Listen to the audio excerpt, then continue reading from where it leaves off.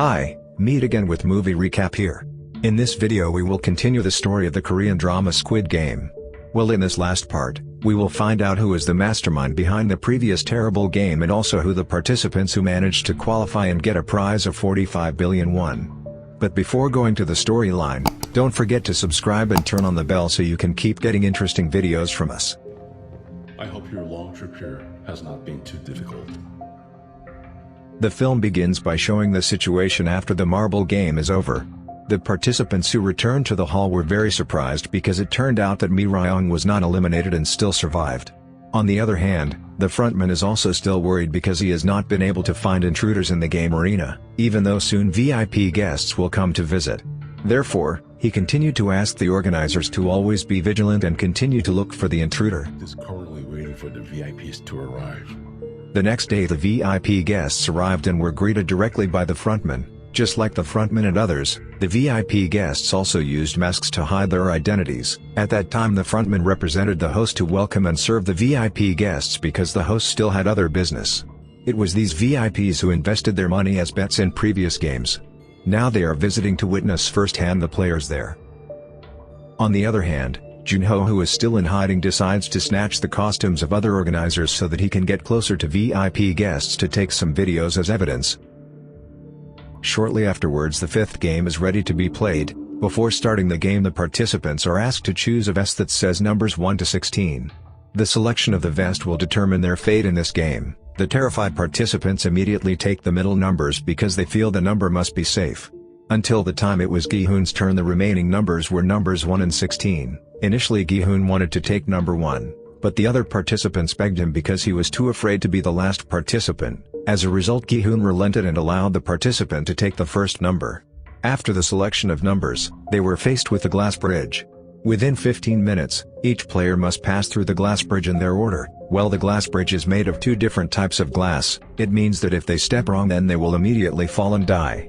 Being the beginning player is the most difficult task because there is no benchmark to step on, whereas if they step wrong they will fall and die. The player behind them can be safe from being able to choose the right glass, but being the last player is also not easy because he has to race against time that keeps going. Long story short, the fifth game began. One by one players began to venture to jump over the glass bridge. Not a few of them failed to choose the right glass and just fell. With time running out the players became impatient and decided to push the player in front of them. Deoksu reached the leading position. Of course no one dares to fight him, let alone push him. Deoksu insists that he will remain in his position so that no participant escapes the game. An upset Mi Ryong then jumps towards him and holds Deoksu's body tightly. She sacrifices herself with Deoksu falling with her.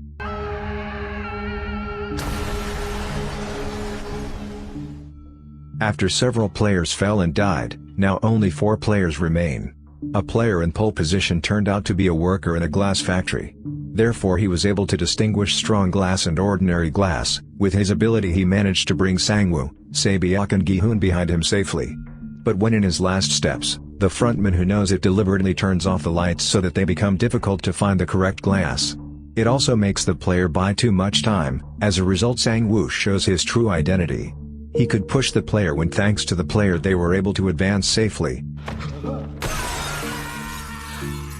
Right in the last second Sangwoo, Sae-byeok and Gi-hoon immediately ran before finally the glass bridge was destroyed until the glass flew and scratched some parts of their bodies. From different rooms, the VIP guests seemed to be quite satisfied with the outcome of the game this time around. Junho, who is there, is still busy serving them. Then a VIP guest seems to be attracted to Junho and tells him to sit nearby, after which the VIP guest takes Junho to another room. Junho, who feels humbled, ends up getting angry and pointing his gun at the VIP guest. Junho then asks the VIP guest to provide any information about the venue. Well, it was then recorded by Junho to be used as evidence. After getting the footage Junho beat the guest to death and escaped from the game arena with a diving device that was there. The frontman also deploys some of his men to join the search for Junho.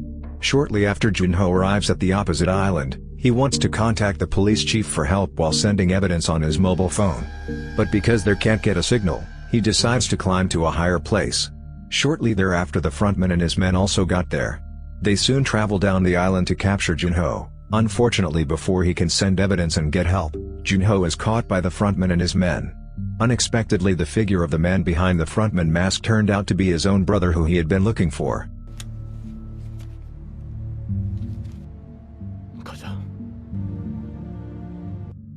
Junho asks his brother why he did all this, but hasn't been able to get an answer, and Junho has been shot by his own brother and falls into the sea.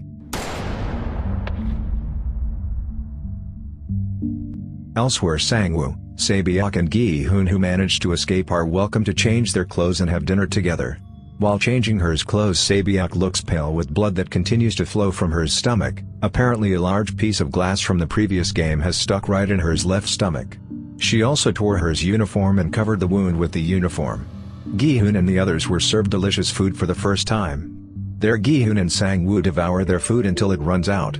While Se-byuk, who was still in pain, was unable to cut his own meat. After dinner, each of them was armed with a small knife. Gi-hoon looks still angry at Sang-woo for killing the previous player, intending to kill Sang-woo with his knife and win the game with Se-byuk. He approaches Se-byuk and invites him to cooperate, but Se-byuk prevents him and asks Gi-hoon to take care of her younger brother if he manages to win the game. After saying that, Gi-hoon only realizes that Se-byuk's clothes have now been covered with blood. He panicked and ran to the door for help. Shortly afterwards, the organizers come with a crate. Unexpectedly, when Gi-hoon asks for help, Sang-woo turns out to have first killed Se-byuk with his own knife. It also makes Gi-hoon feel guilty about Se-byuk and becomes increasingly angry at Sang-woo, while Sang-woo casually says that he just wants to help Se-byuk to end all his pain. The next day, the last game arrives. The remaining two people, Gi-hoon and Sang-woo, will play a game called Squid Game. Incidentally, the game is their childhood game. They then get different roles. Gi-hoon is the attacker and Sang-woo is the one who survives. As usual, from another room, the VIP guests are welcome to watch the last game and witness who will come out as the winner. Gi-hoon and Sang-woo both carry knives which they then use to attack each other. With rain, the two begin to fight each other. On one occasion, Sang-woo managed to grab the knife and stab Gi-hoon's body several times. But Gi-hoon didn't give up. He continues to rise and continues to fight. Gi-hoon's efforts succeed in making Sang-woo helpless. With the knife stuck in his hand, Gi-hoon approaches Sang-woo's body and intends to stab him. But unexpectedly, Gi-hoon can't bear to do that and instead sticks his knife next to Sang-woo. He decides not to kill Sang-woo and walks to the finish line, but he can't do that. Gi-hoon decides to quit the game. This means that Gi-hoon doesn't want to take his prize money and chooses to save his best friend. According to the third rule, he just needs to ask Sang-woo to quit the game. But Sang-woo rejects that and instead stabs himself. Before he died, Sang-woo left his mother to Gi-hoon, so Gi-hoon was immediately declared victorious.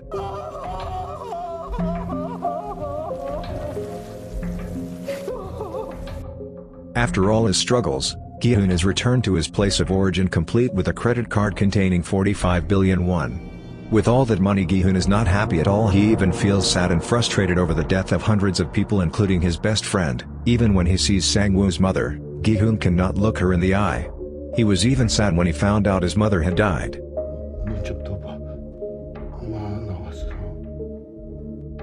1 year later, Gi-hoon's appearance becomes increasingly messy.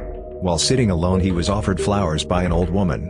It turns out that in the flower there is an envelope containing a game card with the writing of the place that Gi-hoon must go. Arriving at the destination, Gi-hoon was very surprised to see Il-nam, who was being treated.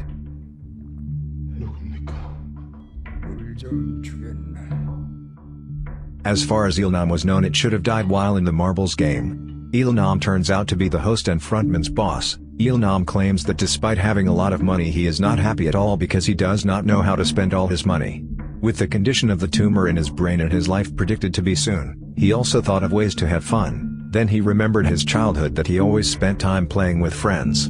That's why he and other rich people created the game arena so that he could enjoy the happiness of participating before he died. Hearing that, Gi-hoon became very angry. How not? They were willing to sacrifice hundreds of lives just for fun. But Il-nam also insists that from the beginning he never forced anyone to join the game. He sincerely thanked Gi-hoon, who had given happiness by being his playmate for the rest of his life. After saying that, Il-nam died. The next day Gi-hoon starts his new life peacefully. He picks up Sae-byuk's younger brother at the orphanage and leaves the child to Sang-woo's mother. Not to forget, he also leaves a suitcase of money for them as repayment of his promise to Sae-byuk and Sang-woo. The film ends with a scene of Gi-hoon going after his daughter to America. Before leaving, he sees a mysterious man who is familiar to him, who is with the victims of the next game. After that, Gi-hoon grabs the card and calls the frontman. There he promises the frontman that he will avenge all their foul deeds at any cost. And the film is finished.